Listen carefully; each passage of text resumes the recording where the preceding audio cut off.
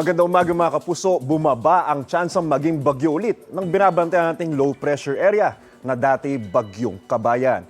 Ayon sa pag-asa, sa loob ng 2 hanggang 3 araw, inaasang nasa labas na ito ng Philippine Area of Responsibility.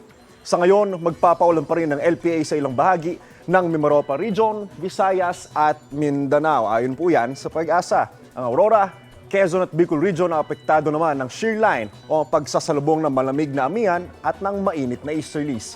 Maging alerto tayo mga kapuso sa banta ng baha o kaya naman landslide sa gitna ng pag-uulan ngayong araw. Ingat po tayo mga kapuso. Ako po si Anjo Pertiera. Know the weather before you go.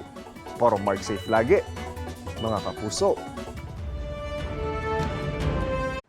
Mga kapuso, know the weather before you go at mag-subscribe na sa GMA Integrated News sa YouTube. Para sa mga kapuso natin sa abroad, bisitahin ang GMA Pinoy TV at www.gmanews.tv.